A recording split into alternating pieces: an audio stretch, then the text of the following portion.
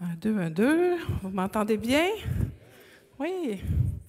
Alors, contente d'être là ce matin, même si vous doutez bien que je suis bien nerveuse. Mais en même temps, le Seigneur remplissait mon cœur de joie toute la semaine avec ce qui continuait à monter à travers ce qu'on va regarder aujourd'hui.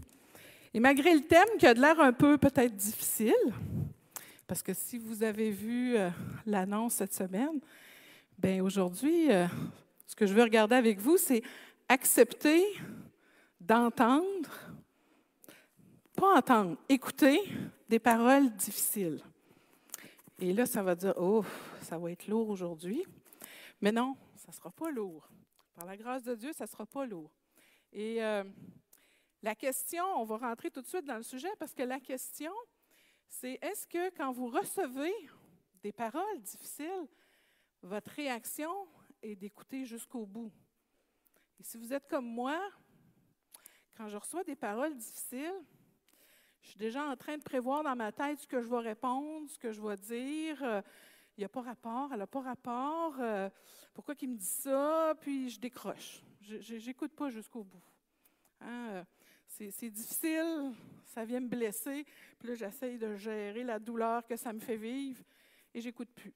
J'écoute plus.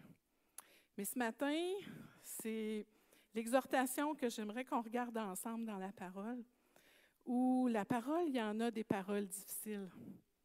Et si vous en êtes venus à être des enfants de Dieu, à reconnaître votre besoin de Jésus comme Seigneur et Sauveur, c'est parce qu'un jour, vous avez vu, vous avez entendu des paroles difficiles sur la condition de votre cœur.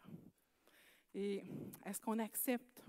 Est-ce que même si on continue de marcher avec le Seigneur, on continue d'accepter d'entendre des paroles qui peuvent être difficiles? Parce qu'en nous, notre chair, elle veut qu'on la flatte, qu'on lui dise qu'elle a, qu'elle est bonne. Puis, par l'Esprit, on veut revêtir l'humilité. Et dans sa parole, bien, le Seigneur vient parler, vient pointer des choses. Et ce matin, c'est qu'on va regarder Jésus. Qu'est-ce que lui-même a dit comme parole difficile?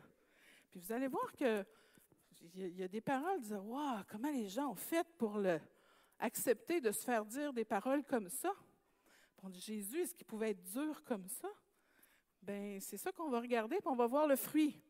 Quand les gens ont écouté, n'ont pas juste entendu.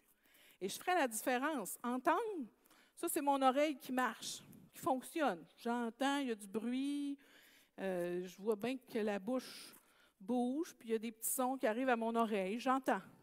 Ça, c'est l'ado qui écoute son père ou sa mère lui répéter les règles encore de la maison, blablabla.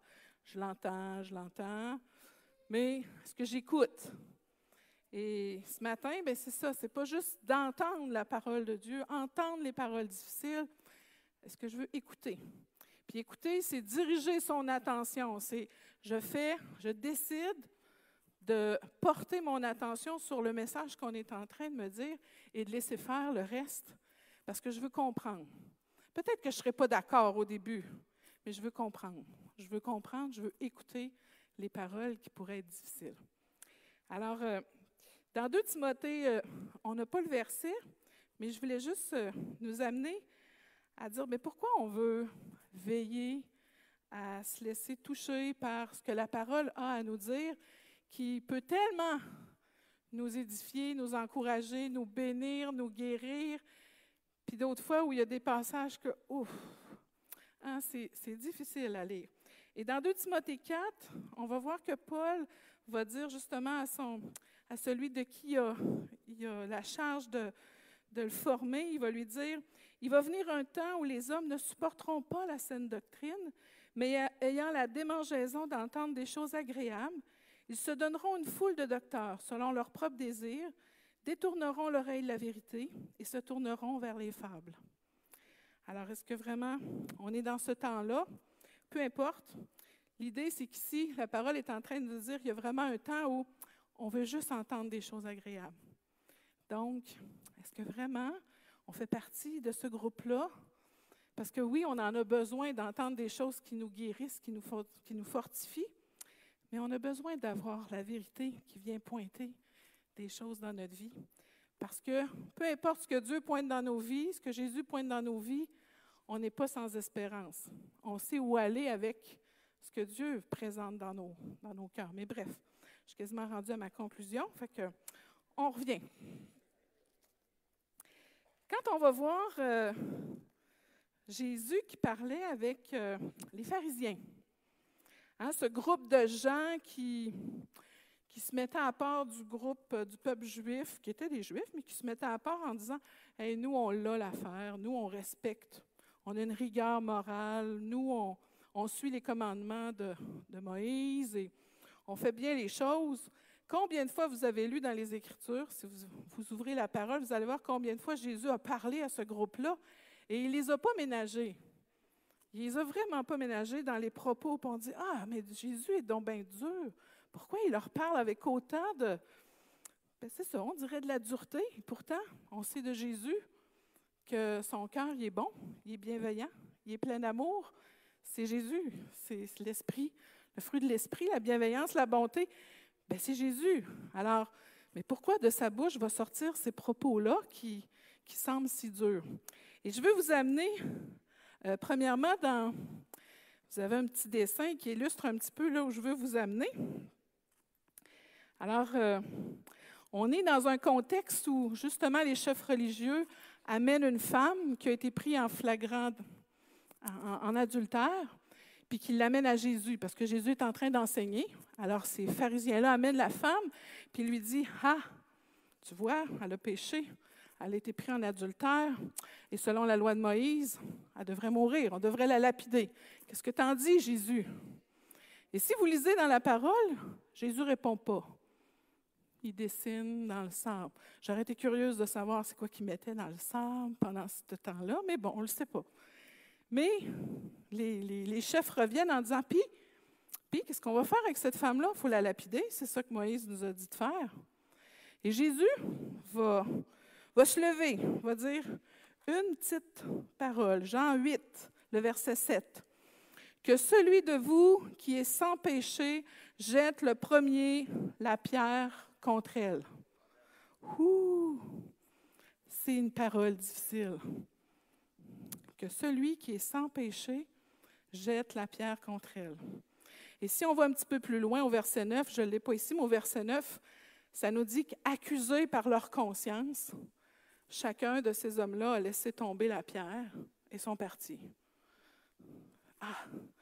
Je viens d'entendre une parole, mais qui je suis, moi, pour lancer la pierre à quelqu'un qui a péché? Est-ce que vraiment je serais quelqu'un que mon péché est moins pire et pas si grave? Puis on sait que les pharisiens suivaient une rigueur, là. Mais ça percute leur cœur et ils laissent tomber la pierre. Est-ce que vraiment leur cœur a changé? Bien, si vous continuez à lire, vous allez voir que Jésus revient souvent. Mais cette fois-là, ils laissent tomber la pierre et ils s'en vont. Et si on va plus loin, toujours dans Jean 8, dans le verset 42-44, il y a encore une discussion entre les pharisiens et Jésus. Puis les pharisiens disent, « Mais nous, on a comme père Abraham, on est des enfants de Dieu. On est des enfants de Dieu. » Et Jésus dit, « Non, vous n'êtes pas des enfants de Dieu. » Et encore une fois, une parole très, très difficile parce que leur conviction est établie et solide. Et Jésus va venir dire, c'est pas vrai. Puis il va dire pourquoi que c'est pas vrai. Alors il va nous dire, vous l'avez à l'arrière. Jésus leur dit, si Dieu était votre Père, vous m'aimeriez. Car c'est de Dieu que je suis sorti et que je viens. Je ne suis pas venu de moi-même, mais c'est lui qui m'a envoyé. Pourquoi ne comprenez-vous pas mon langage? Parce que vous ne pouvez pas écouter ma parole. Vous avez pour père le diable, et vous voulez accomplir les désirs de votre père. Quand même, parole, vous avez comme père le diable. Je ne sais pas si pour vous c'est une parole difficile, c'est toute une parole difficile pour des gens qui sont convaincus qu'ils sont des enfants de Dieu. Et Jésus va venir percuter en disant, c'est impossible que votre Père soit Dieu, parce que si vraiment Dieu était votre Père, nécessairement vous me reconnaîtriez. Nécessairement, son esprit viendrait vous révéler qui je suis. Est-ce qu'il vous révélerait tout ce que je suis dans l'entièreté? Non, on le voit que les apôtres, ils ne comprennent pas tout. Mais il vient dans le cœur de celui qui écoute la parole, un désir de dire, je ne comprends pas tout, mais je veux apprendre. Qu'est-ce que tu es en train de dire? Et il est en train de dire, vous ne l'écoutez pas, ma parole. Vous êtes convaincus, vous restez focusés sur votre façon première de voir votre relation avec Dieu. Est-ce que ça pourrait ressembler à quelque chose dans notre société où on va parler de gens qui croient en Dieu, mais qui ne croient pas en Jésus? Puis on va dire, ils croient en Dieu. Ils croient en Dieu, c'est quand même bien. Ils croient en Dieu. Ce que Jésus est en train de dire, ça ne se peut pas.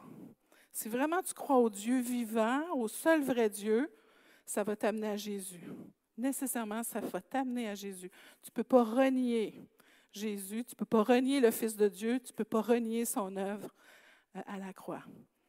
Mais tout ça pour dire que les mots de Jésus sont difficiles. Vous avez comme père le diable. Et là, on pourrait dire, yes, une gang d'arrogants qui disent, hey, nous, on est des enfants de Dieu. C'est bon, Jésus, tu les confrontes. Mais on va continuer à voir que Jésus continue à avoir des paroles difficiles, même avec ses apôtres. Là, ici, c'est quand même assez virulent, parce que Jésus veut venir confronter qu'est-ce qu'il y a dans le cœur. C'est quoi qu'il y a vraiment dans ton cœur? Et tout dépendant, parce que Jésus connaissait les cœurs, il était capable de dire, voici ce que je vois dans ton cœur, voici ce que je vois dans ton cœur. Et ça, c'est pas le fun. En tout cas, d'emblée, on n'aime pas entendre ces choses-là.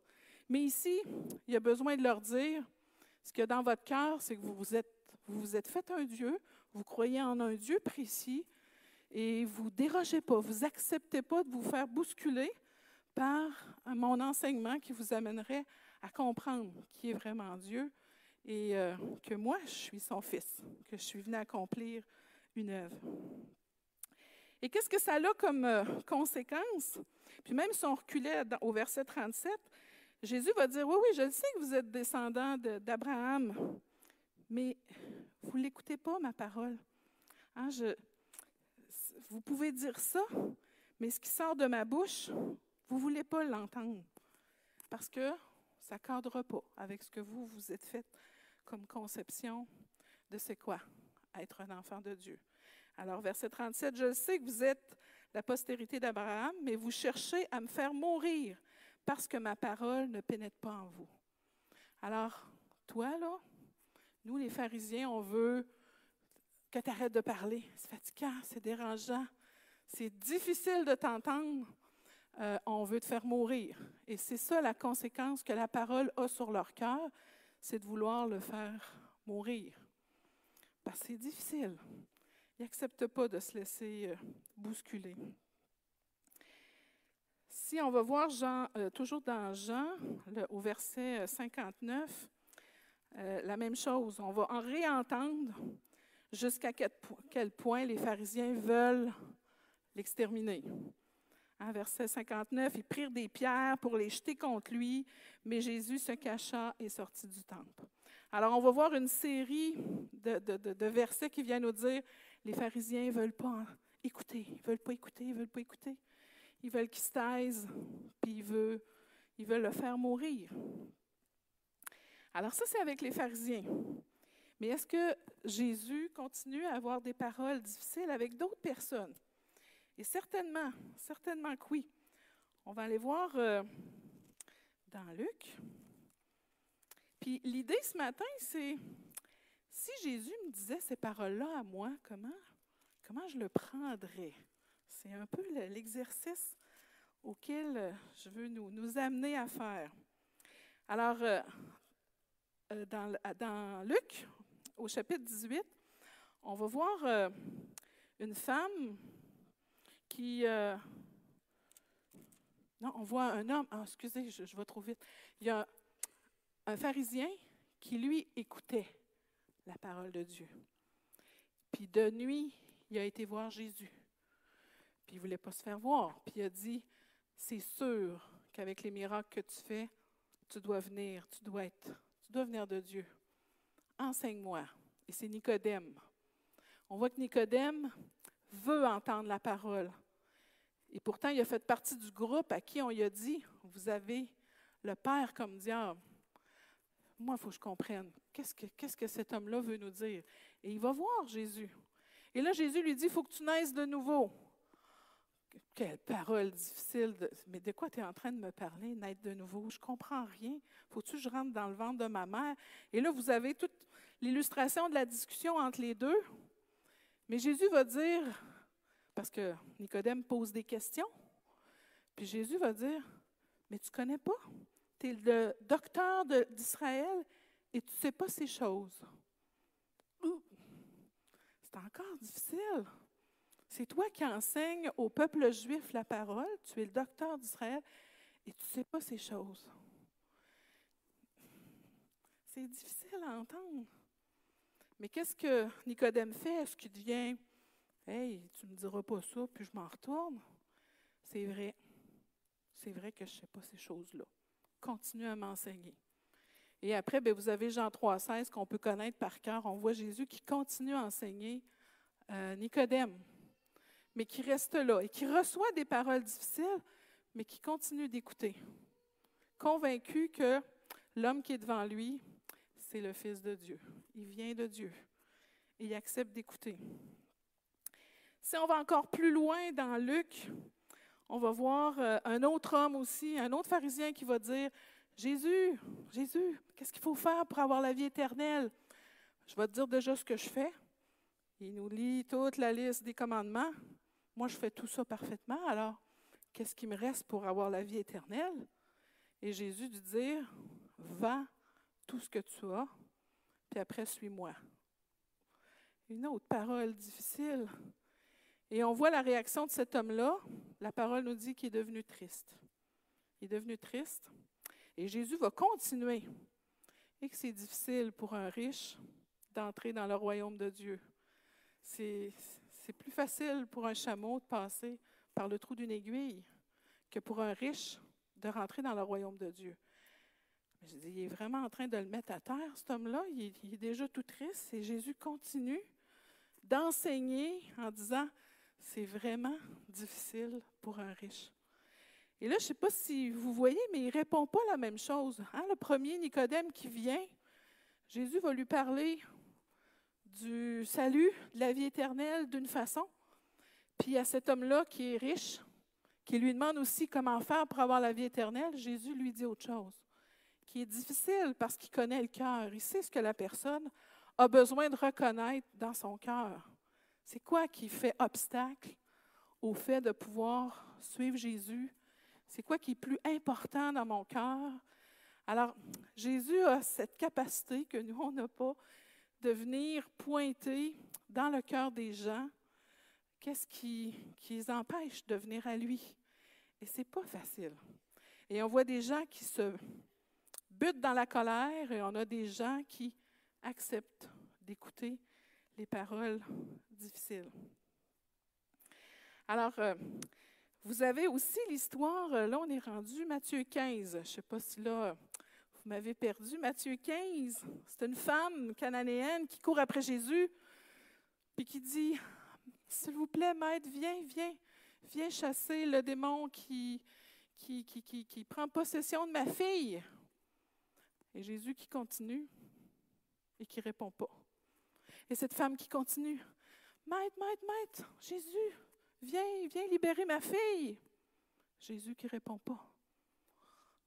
Les apôtres disent, « Ben là, c'est fatigant, là, fais la terre, trouve quelque chose. » Et Jésus de dire à ses apôtres, « Je suis venu pour les brebis d'Israël. » Alors Matthieu 15, on va aller prendre le passage.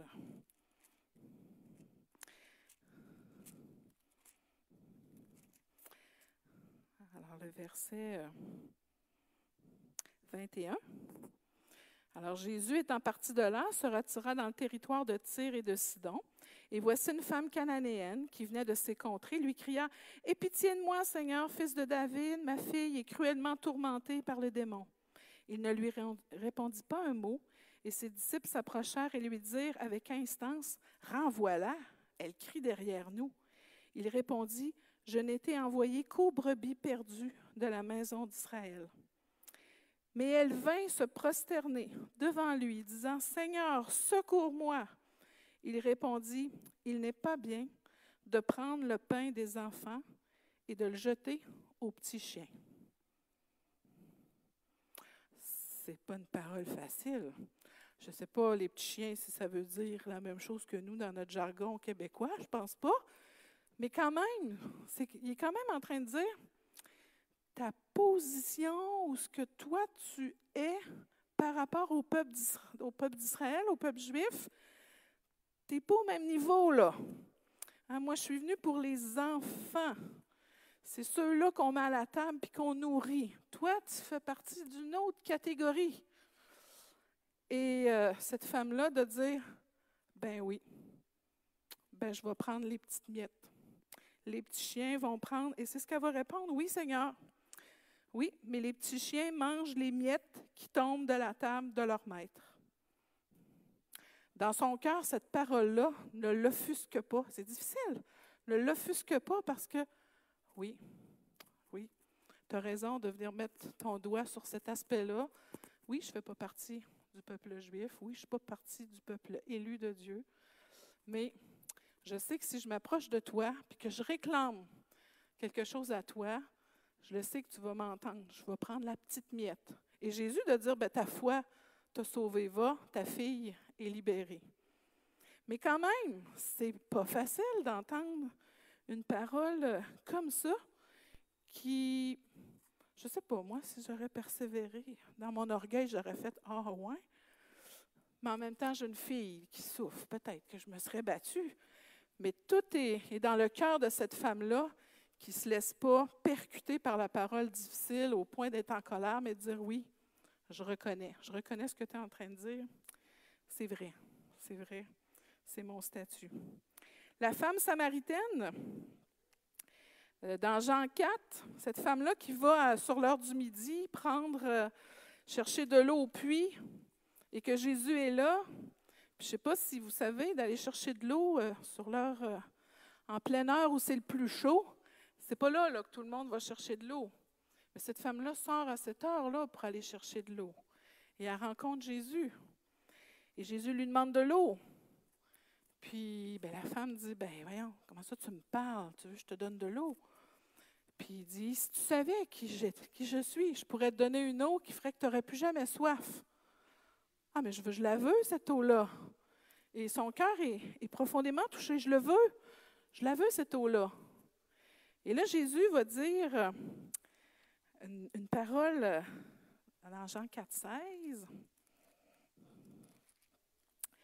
Il va dire quand même, « Va, lui dit Jésus, appelle ton mari et viens ici. »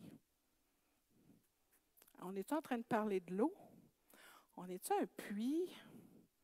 Pourquoi tu me parles de mon mari? Ça semble être sorti de nulle part. Pourquoi tu me demandes ça? Alors de elle, de répondre, « je ne suis pas mariée. Je ne suis pas mariée. » Et Jésus va dire, tu as bien raison. L'homme avec qui tu demeures n'est pas ton mari. Et tu as eu 5 maris. Wow!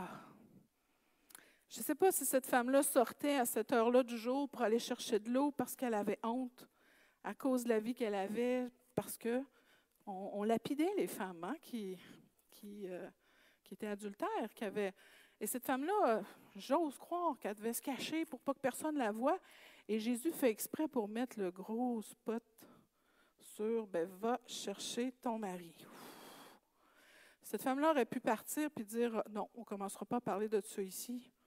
Ça ne te regarde pas. » Mais non, je ne suis pas mariée. Je vais peut-être m'en sauver avec ça. Je ne suis pas mariée. Il ne sait peut-être pas que j'ai eu 5 maris. Et là, Jésus vient mettre à la lumière, mais tu as 5 maris. Tu as eu 5 maris, maintenant celui avec qui tu es n'est pas ton mari. Mais pourquoi Jésus prend la peine de venir mettre le doigt sur quelque chose d'aussi difficile à faire face? Bien, on va le voir à la fin, mais il y a toujours un but. Et même si ce n'est pas facile à entendre, Jésus n'est pas en train de faire ça pour condamner. Jésus n'est pas là pour venir écraser. Il n'est pas là pour te faire sentir dans la honte. Ça, ce n'est pas le cœur de Jésus. Jésus, il aime, il est humble, il est doux de cœur, il est patient. Alors pourquoi il fait ça? Pourquoi il y a des paroles difficiles? Et pourquoi cette femme-là, entre autres, accepte de l'écouter? Pourquoi elle continue de discuter avec lui sur ce sujet-là? Bref, je ne veux pas aller plus loin sur cette histoire-là. C'est l'idée vraiment que cette femme-là reçoit aussi une parole difficile. Les apôtres, on ne prendra pas le temps nécessairement d'aller voir tous les versets, mais les apôtres, notre Pierre qui est dans la barque, puis qu'il voit Jésus qui s'en vient sur l'eau, qui marche, puis qui dit, Pierre qui dit, Jésus, ordonne-moi que moi j'aille marcher sur l'eau, ordonne-le, je vais aller vers toi. Encore Pierre qui fait, moi je suis capable de faire des grandes affaires, mais il faut que tu me l'ordonnes parce que je le ferai pas, je me tirerai pas comme ça si tu ne me l'ordonnes pas. Et notre Pierre qui s'avance parce que Jésus lui a ordonné, puis tout d'un coup, vous la connaissez l'histoire, il se met à couler parce que, mais c'est quoi je suis en train de faire là? Je marche sur l'eau vraiment, puis il se met à couler. Et Jésus qui saisit sa main, et qu'est-ce qu'il va lui dire? C'est dans Matthieu 14, le verset 31. Pourquoi te douter? Pourquoi te douter? Est-ce qu'encore là, Jésus veut rendre la personne honteuse? Non, il est juste en train de dire, c'est ça que je vois dans ton cœur. Pourquoi te douter? Et on aurait pu voir un Pierre qui commence à s'astiner. Puis ben non, l'histoire ne nous dit pas le reste. Mais combien de fois que Jésus a eu à dire ça à ses apôtres? Mais pourquoi vous avez douté? Hein, dans la tempête, je ne sais pas si vous vous souvenez, ils sont dans une tempête, tout le monde est dans la barque, Jésus dort. Maître, faut que tu te réveilles, on va périr. Jésus qui se lève, qui ordonne à la tempête d'arrêter, tout arrête. Et ça, c'est Matthieu 8, le verset 26. Il va se tourner vers ses apôtres. Puis encore une fois, qu'est-ce qu'il va leur dire?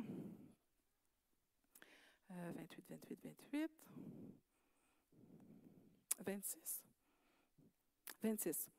Pourquoi avez-vous peur, gens de peu de foi? Ouf! Mais c'est-tu vrai qu'il manque de foi? Ben oui, c'est vrai qu'il manque de foi. Mais c'est pas facile à entendre, c'est vrai. Quand on se regarde agir, on n'a pas le choix de dire que c'est vrai qu'on manque de foi. Alors, on voit des apôtres qui absorbent, qui acceptent d'entendre cette parole-là qui révèle l'état de leur cœur. Et si on irait encore plus loin, quand il y a un homme qui va voir les apôtres puis qui demande aux apôtres, venez chasser le démon qui prend possession de mon enfant puis qui est toujours en train de le jeter par terre, qui l'envoie dans l'eau. Et les apôtres n'arrivent pas à chasser le démon. Et cet homme-là retourne vers Jésus en disant, mais Jésus, ils n'ont pas été capables. Fait que toi, peux-tu faire quelque chose pour mon fils? Et dans Matthieu 17, vous avez la parole difficile que Jésus va prononcer. Il va dire, « Race incrédule et perverse, répondit Jésus, jusqu'à quand serai-je avec vous? Jusqu'à quand vous supporterai-je? » Wow. Là, tous les tons sont permis. Hein? On ne le sait pas au plan non-verbal. Est-ce que Jésus a fait « Ah! » Non. Hein, Jésus, il est patient. Il est plein de bonté. J'ose croire qu'il l'a dit avec « Jusqu'à quand? Jusqu'à quand vous supporterai-je? Jusqu'à quand je vais être avec vous?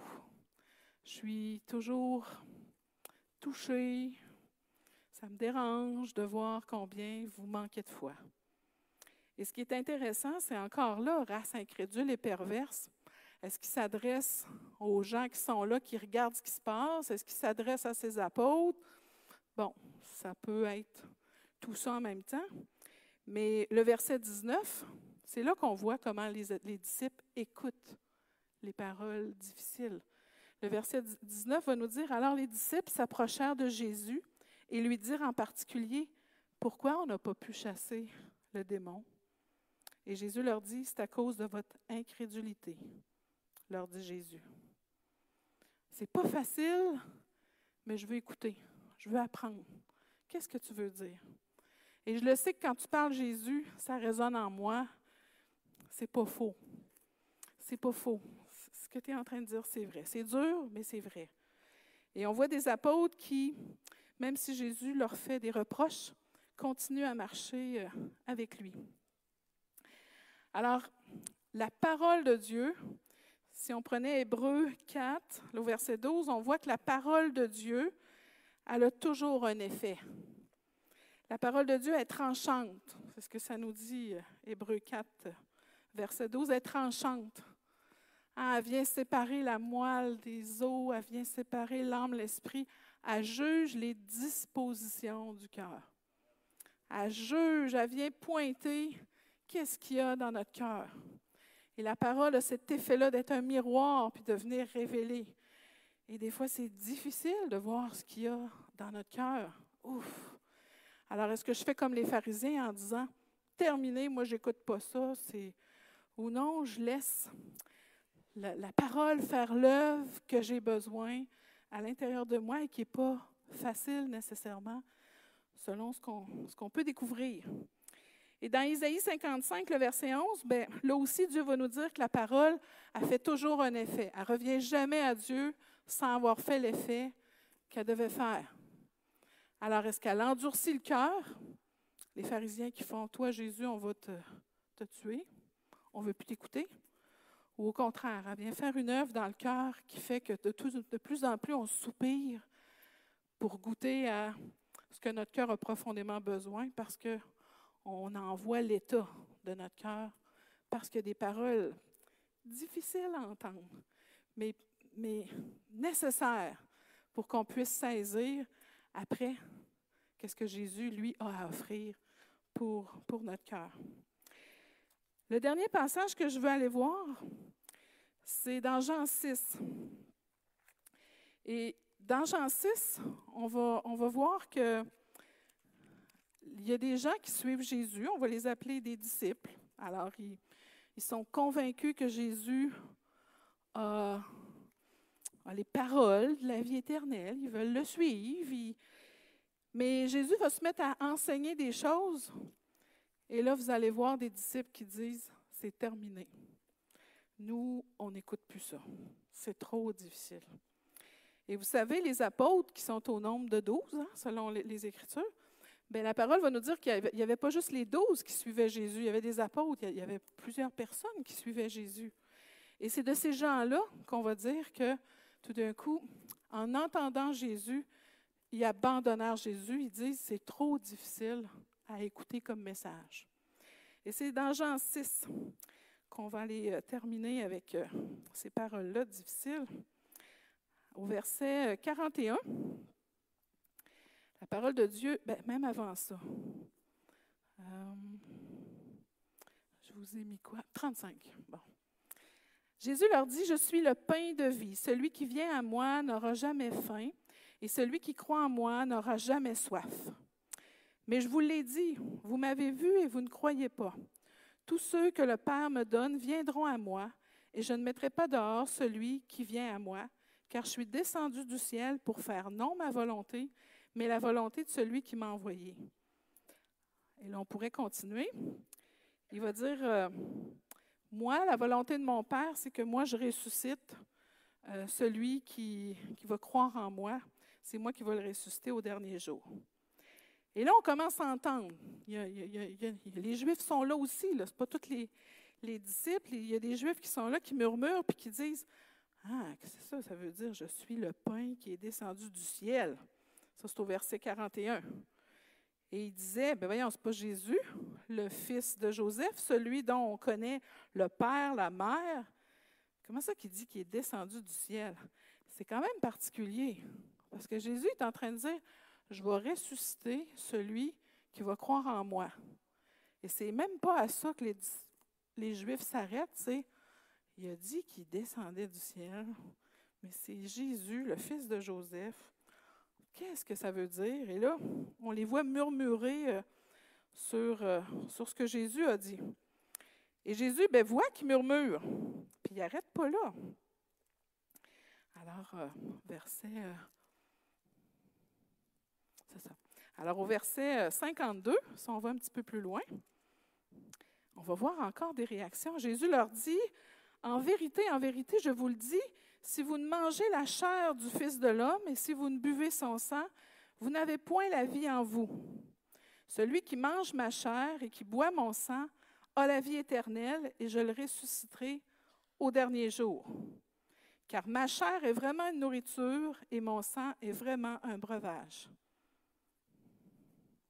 Je ne sais pas pour vous, là, moi, d'entendre qu'il faudrait que je mange le corps de Jésus et que je bois son sang, si je prends ça au terme littéral, c'est pas mal difficile à entendre. C'est incompréhensible. C'est « mais qu'est-ce qu'il est en train de dire là? » Et on pourrait croire, parce que ça va être ça la réaction des gens. C'est « mais voyons donc, quelle sorte de discours que c'est ça? C'est trop dur. C'est trop difficile à entendre.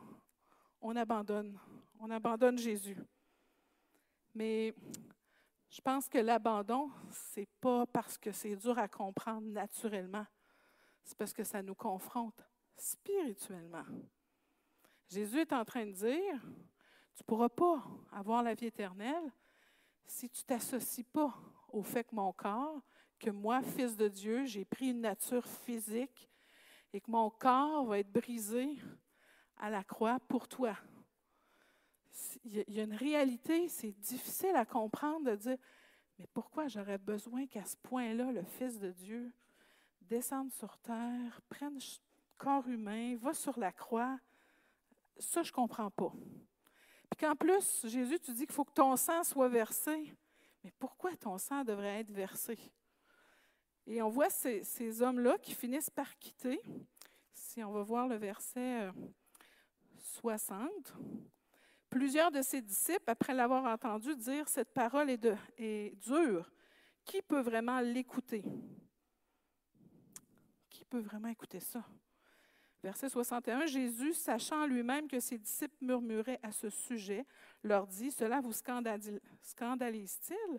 Et si vous voyez le Fils de l'homme monter où il était auparavant, c'est l'Esprit qui vivifie. La chair ne sert à rien. Les paroles que je vous ai dites sont esprit et vie. Mais il y en a parmi vous quelques-uns qui ne croient pas. » C'est des gens qui suivaient Jésus, on les appelait des disciples, mais qui ne croyaient pas, qui sont restés à un point littéral de dire « Mais de quoi tu es en train de nous dire qu'on aurait besoin de ton corps et de ton sang? Nous, on est prêts à te suivre, Jésus, parce que tu nous as nourris. » Parce que si on lit un petit peu avant, le contexte, c'est que Jésus a nourri la foule qui était là. Nous, on est prêts à te suivre parce que tu guéris. Tu chasses des démons, tu nous nourris. Mais là, tu nous amènes en nous disant qu'on a besoin de ton corps et de ton sang. Ça, c'est trop dur. On te quitte. Mais spirituellement, c'est difficile de comprendre qu'on a besoin de la mort de Christ pour être sauvé. Que la condition de notre cœur est à ce point misérable, perdu, pour dire qu'on a besoin que Dieu prenne action en revêtant un corps humain, qui envoie son Fils, qui meurt. Est-ce que vraiment notre cœur était tortueux à ce point-là? Et vous le savez, parce que si vous partagez l'Évangile autour de vous, voyons donc, je ne suis pas si pire que ça. Voyons donc, je suis une bonne personne. Mais Jésus, à chaque fois qu'il parlait, il pointait au cœur. Et son but, ce n'était pas de diminuer, c'est « regarde ton cœur, regarde la condition de ton cœur. » Et cette condition-là de ton cœur, on l'appelle le péché parce que tu es dirigé par ce que toi tu veux. tu es dirigé par, c'est toi qui décides ce qui est bien et ce qui est mal. C'est toi le maître de ta vie. Et je vais toujours venir montrer ton cœur. Et jusqu'au jour où l'Esprit Saint fait son travail, puis c'est vrai. C'est vrai que là, je comprends. Je comprends pourquoi je ne peux pas me retrouver en présence de Dieu. Mon cœur est si tortueux, il est pécheur. Je ne peux pas me retrouver en présence de Dieu à cause du péché. Et là, l'amour de Christ à la croix prend toute sa valeur, sa grandeur, sa puissance. Parce que là, l'Esprit vient me convaincre que mon cœur est pécheur, que je suis une condamnation sur moi. La parole, c'est ce qu'elle nous dit. Mais que par le fait que Jésus, lui, le Fils de Dieu, saint, parfait, sans péché, il a été prendre la condamnation qu'on avait, qui reposait sur nous. On ne peut pas saisir la grâce de Dieu et l'amour de Dieu si on n'a pas saisi jusqu'à quel point que notre cœur était tortueux, perdu. Et ça, ce n'est pas le fun d'entendre. La parole est difficile d'entendre que notre cœur peut être si tortueux. Mais Jésus n'a pas hésité à venir le révéler au cœur des hommes et des femmes. Et il y en a qui ont accepté de se laisser bousculer par le message jusqu'à temps que l'Esprit Saint fasse son œuvre, parce qu'encore là, la parole de Dieu dit que c'est l'Esprit Saint qui nous convainc de péché, de justice, de jugement. Mais ces hommes-là et ces femmes-là ont continué d'être en présence de Jésus pour écouter ce qu'il avait à dire. Comme la parole de dire, des fois, il y a des choses que je lis que c'est difficile. Ah, ça me bouscule trop. Je ne veux plus d'entendre parler. Seigneur, enseigne-moi. Qu'est-ce que tu es en train de me dire? Oui, c'est vrai que mon cœur est comme ça. Mais maintenant, il y a une place où on peut aller avec ce cœur-là. Et c'est ça que les apôtres vont finir par dire. Parce que quand, dans Jean 6, les gens quittent, Jésus va se retourner vers ses disciples. Puis il va leur dire, au verset 67, « Et vous ne voulez pas vous en aller, vous autres non plus? » Simon-Pierre lui répond, « Seigneur, à qui irions-nous? Tu as les paroles de la vie éternelle. Et on a cru et on a connu que tu es le Christ, le Saint de Dieu. » C'est dur, mais on sait que ce que tu es en train de nous dire, on ne comprend pas tout, mais on sait que ce que tu es en train de nous dire, c'est ça qui va nous amener vers la vie éternelle. Et c'est ce sur quoi je veux nous laisser. Peu importe les paroles difficiles que Dieu pourrait avoir à votre endroit et venir révéler dans votre cœur, encore une fois, on a le choix. On peut s'endurcir et dire non, je ne veux pas entendre ça. Mais l'Esprit veut faire un travail et vous dire oui, écoute. Et ces paroles-là ne sont pas là pour te détruire. Ces paroles-là sont pour te montrer jusqu'à quel point tu as besoin du sacrifice de Christ à la croix. C'était la seule façon que tu pouvais avoir la vie éternelle. C'est vraiment de reconnaître comment il fallait que le Fils de Dieu prenne ta place, lui qui était sans péché. Et c'est ce que Romains 3 va nous dire au verset 10 et 12. Il n'y a pas de juste, pas même un seul. Nul n'est intelligent, nul ne cherche Dieu. C'est ça la parole difficile. Nécessairement, la parole, Jésus vient nous dire, il n'y a rien que tu peux vraiment faire puis être convaincu que tu peux avoir la vie éternelle, te retrouver avec Dieu. Tous sont égarés, tous sont pervertis. Il n'y en a aucun qui fait le bien, pas même un seul. La crainte de Dieu n'est pas devant leurs yeux. Tous ont péché, sont privés de la gloire de Dieu et ils sont gratuitement justifiés par la grâce, par le moyen de rédemption qui est en Christ. Alors ce matin, est-ce que vous acceptez d'entendre des paroles difficiles? Peut-être que le travail est déjà fait. Vous êtes des enfants de Dieu. Vous avez entendu le message qui vous montrait que votre cœur était pécheur et vous aviez besoin d'être racheté. Peut-être que vous n'êtes pas là, mais soyez sûr que le Seigneur veut continuer à labourer votre cœur. Et la question, c'est est-ce que vous acceptez de continuer d'entendre ou d'écouter les paroles difficiles que Jésus peut avoir à vous dire? Mais parce qu'au bout de ça, il y a une guérison, il y a une libération qui est éternelle, qui est pour votre vie éternelle. Est-ce que vous êtes prêts à entendre, à écouter les paroles difficiles? Alors, je veux prier avant qu'on se laisse. Seigneur, tu dis dans ta parole que si ce n'était pas de ton esprit, on ne pourrait pas comprendre ton message. Alors, Seigneur, vois là où on a besoin que tu viennes parler à nos cœurs et on te demande que ton esprit fasse le travail qu'on a besoin d'entendre ces paroles difficiles. Et merci, Seigneur, que tu as persévéré.